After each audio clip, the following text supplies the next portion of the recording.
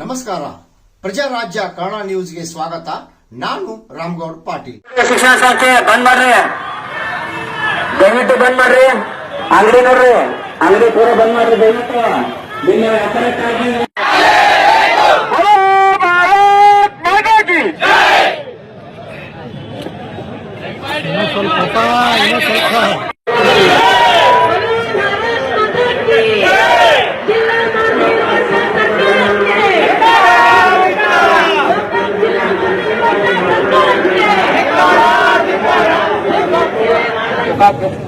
ಊರಲ್ಲಿ ಎಲ್ಲ ಸುತ್ತಾದ ಬಂದಾಗ ಬಹುತೇಕ ಆಲ್ಮೋಸ್ಟ್ 99% ಅಂಗಡಿ ಬಂದಿದ್ದು. 100% ಅನ್ನೋದಿಲ್ಲ, 99% ಅಂಗಡಿಗಳು ಬಂದಿದ್ದು.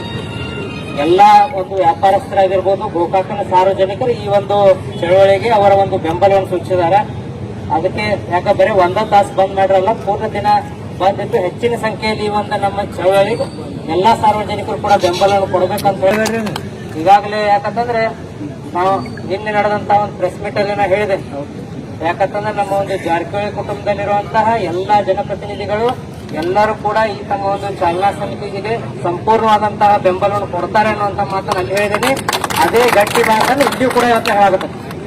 ಈಗಾಗಲೇ ಯಾಕಂತಂದ್ರೆ ತಾವೆಲ್ಲ ನೋಡಿರ್ಬೋದು.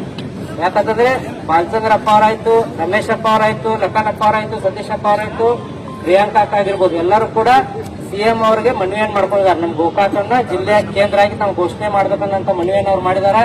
ಈಗಾಗಲೇ ಯಾಕಂತಂದ್ರೆ ಬಸವಗೌಡರು ಹೇಳಿ ಕಾಕ ಹೇಳಿದ್ರೆ, ಯಾಕಂದ್ರೆ ಒಂದು ಸರ್ಕಾರ ತೆಗೆದು ಒಂದು ಸರ್ಕಾರ ತಂದಿದೆ.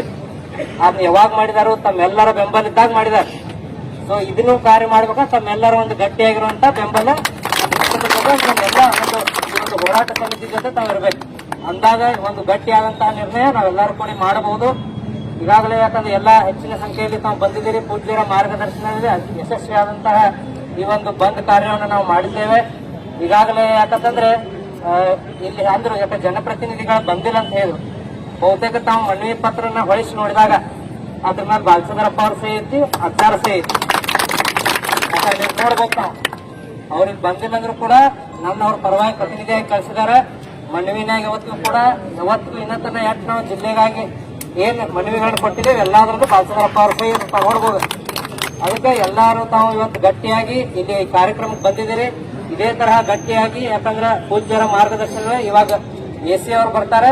ಪೂಜ್ಯರ ಮುಖಾಂತರ ಪೂಜ್ಯರ ಮಾರ್ಗದರ್ಶನದಲ್ಲಿ ಅವ್ರ ಮನವಿಯನ್ನು ಕೊಟ್ಟ ಒಂದು ಸರ್ಕಾರಕ್ಕೆ ಒತ್ತಾಯ ಮಾಡುವಂತ ಕೆಲಸ ನಾವೆಲ್ಲರೂ ಮಾಡೋಣ. ಮುಂದೆ ಪೂಜ್ಯರ ಒಂದು ಮಾರ್ಗದರ್ಶನದಲ್ಲಿ ಒಂದು ನಿಯೋಗನ್ನ ತಗೊಂಡು ಹೋಗಿ ಮುಖ್ಯಮಂತ್ರಿಗಳಿಗೆ ಒಂದು ಭೇಟಿಯಾಗುವಂತ ಒಂದು ಕೆಲಸವನ್ನು ಮಾಡೋಣ.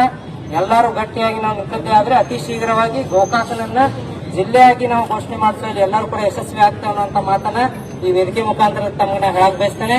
ಅದ್ರ ಜೊತೆಗೆ ಯಾಕಂತಂದ್ರೆ ಇದೇ ಹೇಗೆ ಯಾಕ ಹೋರಾಟ ಮಾಡುವಂತ ಎಲ್ಲ ಹಿರಿಯರದಾರ.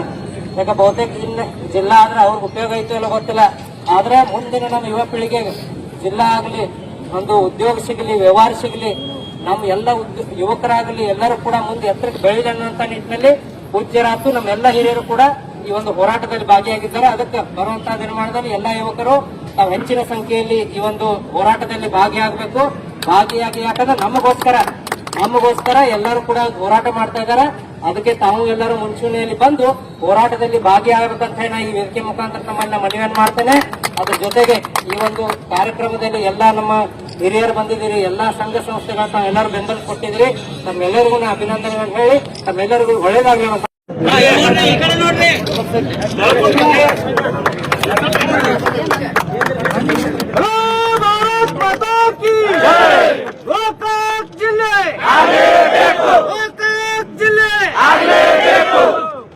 ಈಗ ಮನವಿಯನ್ನು ಸ್ವೀಕರಿಸಿರುವಂತಹ ಬೆಳಗಾವಿ ವಿಭಾಗಾಧಿಕಾರಿಗಳಂತಹ ಪ್ರವೀಣ್ ಜೈನ್ ಸಾಹೇಬರು ಒಂದೆರಡು ಮಾತುಗಳನ್ನು ಹೇಳಬೇಕಂತ ಹೇಳ್ತಾರೆ.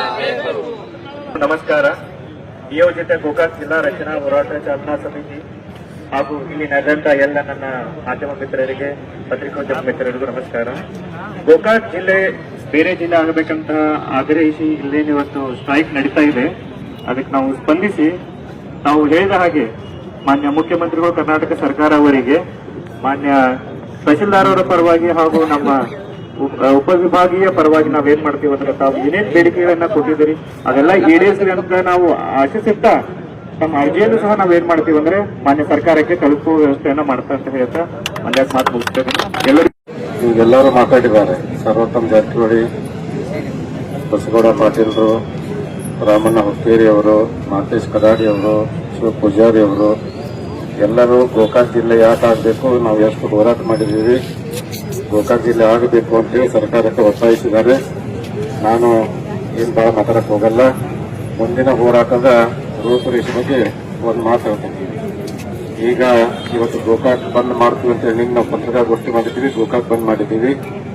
ಇನ್ನು 4 ದಿನದಲ್ಲಿ ನಾವು ಒಂದು ನಿಯೋಗವನ್ನು ತೆಗೆದುಕೊಂಡು ಕರ್ನಾಟಕದ ಮುಖ್ಯಮಂತ್ರಿಗಳಾದಂಥ ಸಿದ್ದರಾಮಯ್ಯನವರಿಗೆ ಭೇಟಿಯಾಗುವಂತ ಕಾರ್ಯಕ್ರಮವನ್ನು ಇಟ್ಕೊಂಡಿದ್ದೀವಿ. ಅಲ್ಲಿ ಮುಖ್ಯಮಂತ್ರಿಗಳಿಗೆ ಮನವಿಯನ್ನು ಕೊಟ್ಟು ಬಂದ ನಂತರ ಒಂದು 4 ದಿವಸ ಗಡುವು ಕೊಡ್ತೀವಿ.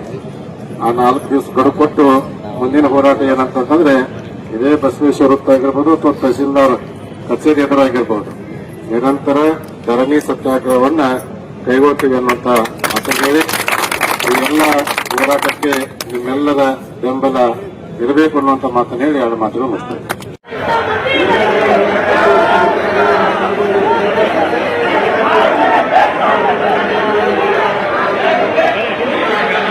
ನಿರಂಜನ ಪ್ರಾಣ ಸ್ವರೂಪಿ ಮುರುಘರಾಜೇಂದ್ರ ಅಪ್ಪಾಜಿಯವರ ಪಾದಾರವಂದಗಳಿಗೆ ಭಕ್ತಿಪೂರ್ವಕ ನಮನಗಳನ್ನು ಸಮರ್ಪಿಸಿ ಘಟ್ಟದಲ್ಲಿ ಅದು ಆ ಸಂದರ್ಭದಲ್ಲಿ ರಾಜಕೀಯ ಹಿತಾಸಕ್ತಿ ಮತ್ತು ಕೆಲವೊಂದು ರಾಜಕಾರಣಿಗಳ ವಿರೋಧದಿಂದ ಹಾಗೆ ಅದು ಪೆಂಡಿಂಗ್ ಹೋಗದ ಅದಕ್ಕೆ ಆ ಜಿಲ್ಲೆಯನ್ನ ಮಾಡ್ಕೋಬೇಕು ಅನ್ನುವಂತ ಹಠಕ್ಕೆ ಬಿಟ್ಟಂತ ಗೋಕಾಕ್ ಜನತೆ ನಿರಂತರವಾಗಿ ಹೋರಾಟವನ್ನ ಮಾಡ್ಕೊಂಡು ಬಂದಿತ್ತು.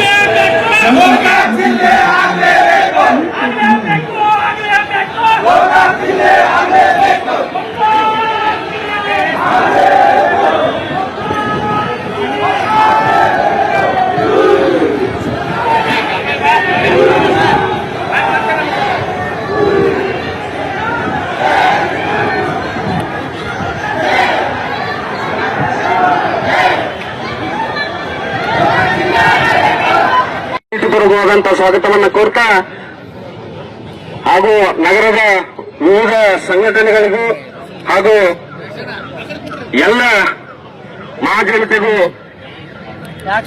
ಜಿಲ್ಲಾ ಹೋರಾಟ ಚಾಲನಾ ಸಮಿತಿಯ ಪರವಾಗಿ ತಮ್ಮೆಲ್ಲರನ್ನ ಪ್ರೀತಿಪೂರ್ವಕವಾಗಿ ಸ್ವಾಗತವನ್ನು ಕೋರ್ತಾ